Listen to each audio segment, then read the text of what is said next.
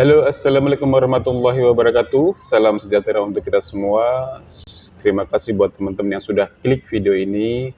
Saya doakan semoga teman-teman semua dalam keadaan sehat selalu, diberikan keberkahan hidup, kecukupan rizki, dan juga sukses dalam menjalankan aktivitas sehari-hari. Amin ya robbal alamin. Baik, pada kesempatan kali ini saya akan sedikit mengulas ya informasi tentang kembali lagi ya di dunia politik kita saat ini yang sudah mulai aroma-aroma pilpresnya sudah semakin menyengat, semakin kental lagi.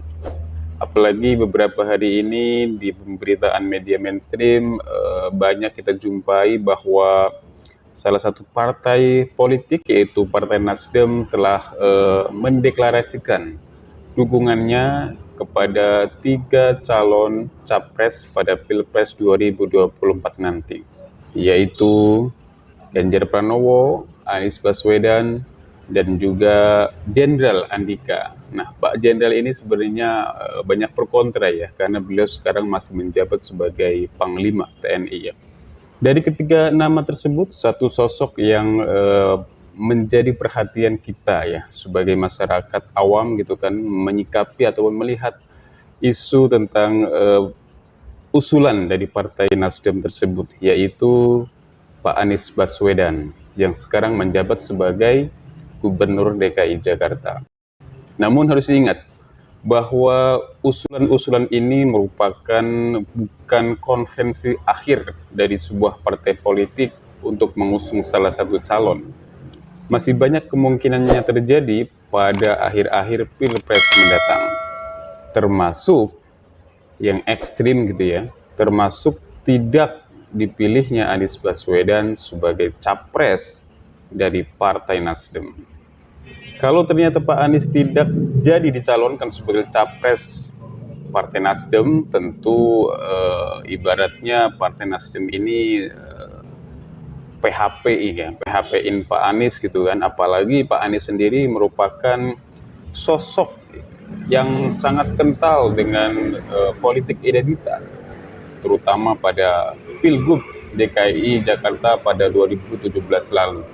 Sementara Ketua Parpol Nasdem sendiri, Pak Surya Paloh, sudah menyatakan ketika dia bertemu dengan Pak Prabowo Subianto bahwa beliau akan menolak ataupun tidak menggunakan politik identitas pada Pilpres 2024 nanti. Bagi semua para elit bangsa ini, termasuk kami berdua, apapun kepentingan partai-partai politik misalnya dalam menghadapi strategi pemilu, kemudian sesudah pemilu, tetap harus mengutamakan betapa pentingnya esensi menjaga stabilitas nasional. Komit kepada persatuan nasional, kerukunan, toleransi. Kita komit untuk memantapkan Pancasila kepada anak-anak muda kita. Bagi kita berkeyakinan bahwa tanpa Pancasila Indonesia tidak bisa survive. Kita tahu ya bahwa Nasdem ini merupakan partai politik yang ideologinya yaitu nasionalis.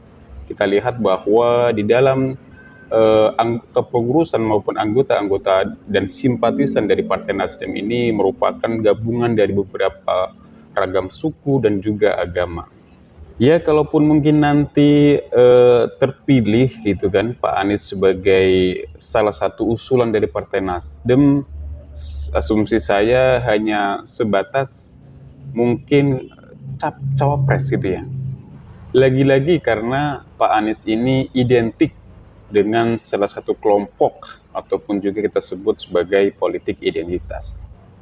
Tapi sejauh yang saya kenal gitu ya, sejauh yang saya tahu, karena saya ketika jadi mahasiswa kerap saya ikut diskusi dari kelompok ataupun kajian-kajian dari perguruan tinggi ketika dia menjadi rektor. Dan kajian-kajian ini membahas isu-isu yang sensitif, termasuk isu-isu agama. Bahkan saya mengenal Pak Anies ini dan juga saya merupakan orang yang kagum gitu kan dengan Pak Anies Baswedan, apalagi wawasan beliau, apalagi ketika dia beretorika, tutur katanya begitu tersusun, tidak ada tuh istilah kata ataupun a gitu kan. Beliau selalu ketika gaya komunikasinya selalu mengalir cair. Memang itu menggambarkan beliau itu adalah sosok yang penuh dengan wawasan gitu kan, penuh dengan ilmu pengetahuan. Nah, dari beberapa kajian ataupun juga ruang-ruang diskusi yang saya ikuti dulu gitu, saya melihat Pak Anies itu bukan sosok yang apa katanya, yang saat ini dibicarakan, yaitu intoleran, radikal dan sebagainya. Justru saya melihat Pak Anies ini merupakan salah satu sosok yang dalam tanda kutip ya, sosok yang liberal gitu kan. Dalam pemikirannya termasuk juga terkait dengan isu-isu agama gitu. Sebelum kita lebih jauh membahas sosok Pak Anies ini, kita kembali kepada Partai Nasdem, bahwa Partai Nasdem ini tidak bisa mengusulkan capres secara sendiri gitu kan, karena parpol atau Partai Nasdem ini membutuhkan komposisi lain ataupun juga koalisi lain dari partai-partai lain yang bisa mengusung calon presidennya. Karena satu-satunya partai yang bisa mengusulkan calon sendiri yaitu Partai PDI ya, partai penguasa saat ini. Partai PDI Perjuangan tanpa koalisi dengan partai manapun, dia sudah bisa mengusulkan kandidatnya, kandidat Capres 2024. Oleh karena itu, meskipun Partai Nasdem sudah mengusulkan gitu kan opsi 3 public figure yang akan menjadi pilpres nanti, tetap Partai Nasdem tetap membuka ruang koalisi dengan partai manapun yang akan bisa bekerja sama dengan Partai Nasdem pada pilpres nanti. Ketua DPP Partai Nasdem juga, Willy Aditya, telah menjelaskan ya beberapa hari lalu di media massa bahwa mereka akan membuka ruang seluas-luasnya terhadap parpol lain untuk bergabung ataupun berkoalisi, termasuk juga dengan KIB ya, Koalisi Indonesia Bersatu, yang partainya yaitu ada Golkar, P3 dan PAN. Nah, jika ternyata gabung dengan KIB tersebut ataupun menawarkan opsi dari capres hasil dari rekomendasi beberapa DPD di Partai Nasdem, lantas apakah KIB juga akan mengusung Anies Baswedan? Tentu jawabannya kita tidak bisa secara eksplisit ya, apalagi politik ini sifatnya dinamis, selalu berubah-ubah. Namun asumsi rasional yang saat ini saya ingin kemukakan, bahwa kita tahu ya bahwa saat ini KIB sendiri merupakan partai politik yang saat ini tergabung dalam rezim ataupun pemerintahan saat ini, yaitu pemerintah Pak Joko Widodo. Dan kalau dikaitkan dengan Pak Anies, apakah Pak Anies akan diusung dari KIB? Jawabannya mungkin iya, mungkin juga tidak. Apalagi partai PAN ataupun juga yang diketuai oleh Pak Zulkifli Hasan ini, Pak Julhas ini ya sudah masuk dalam gerbong pemerintah. Apalagi saat ini beliau mendapat kursi empuk gitu ya, kursi empuk dari Pak Joko Widodo sebagai Menteri Perdagangan.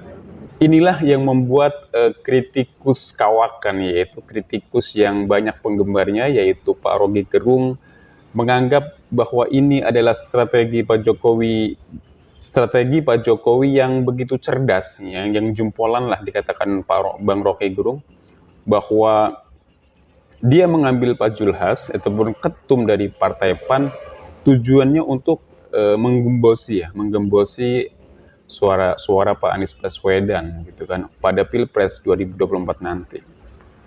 Inilah juga yang menjadi asumsi saya saat ini, asumsi rasional saya saat ini, bahwa Anies Baswedan bisa saja akan ditinggalkan oleh partai politik pada Pilpres 2024 nanti. Minimal dia ataupun Pak Anies ini hanya menjadi cawapres ataupun calon wakil presiden. Apalagi sejak KIB terbentuk, banyak para pakar ataupun akademisi ataupun juga pengamat ya yang mengatakan bahwa KIB ini adalah siasat ya, siasat dari rejim saat ini untuk membentuk koalisi yang pada akhirnya pada Pilpres 2004 nanti gerbongnya adalah sama, tapi kelompoknya beda-beda. Oleh karena itu, tanpa bermaksud menggurui, bagi pihak ataupun kelompok-kelompok yang benar-benar menginginkan Pak Anies Baswedan maju sebagai Pilpres pada 2004 nanti, harus benar-benar pandai melihat situasi agar Pak Anies ini tidak lekat dengan politik identitas. Meskipun politik identitas ini menurut hemat saya akan sulit sekali untuk dihindari, apalagi identitas ini sangat melekat kepada individu, kepada kita sebagai berbangsa gitu.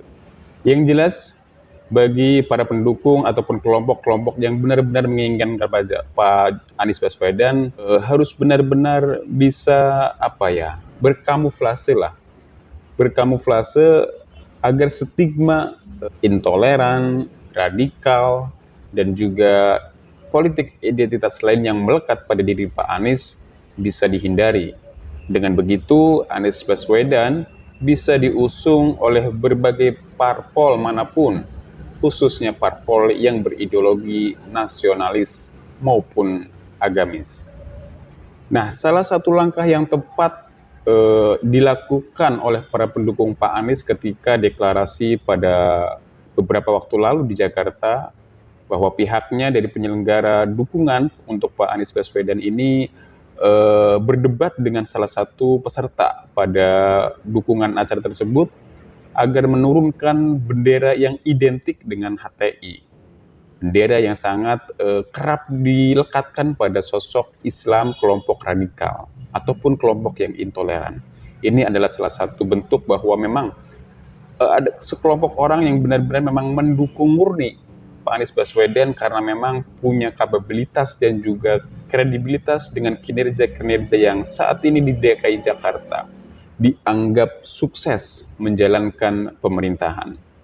Nah, langkah-langkah semacam ini harus benar-benar digalakkan agar Pak Anies Baswedan benar-benar murni terlepas dari stigma negatif ataupun stigma yang melekat pada dirinya, yaitu intoleran dan juga radikal. Nah, mungkin itu sekelumit wawasan sekelumit dari konten waras kali ini, wawasan rakyat sipil terkait dengan isu pencalonan ataupun juga rekomendasi dari Partai Nasdem yang lebih unggul terhadap sosok Pak Anies Baswedan.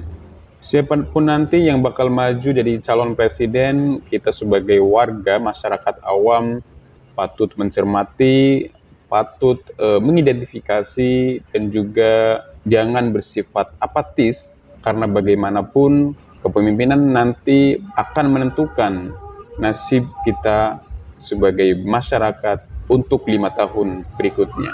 Mungkin demikian yang bisa saya sampaikan, kurang lebihnya mohon maaf. Terima kasih teman-teman yang sudah menyaksikan video ini secara lengkap. Jangan lupa dukung channel ini agar terus memberikan wawasan-wawasan politik dan juga informasi-informasi yang bermanfaat, sehingga bisa menambah literasi politik dan juga literasi pendidikan yang lainnya yang bisa dimanfaatkan tanpa bermaksud menggurui. Akhir kata, wassalamualaikum warahmatullahi wabarakatuh. Salam sejahtera untuk kita semua. Dan jangan lupa like, komen, dan subscribe. Nyalakan notifikasinya agar tidak ketinggalan informasi terbaru dari channel Bingkai Narasi.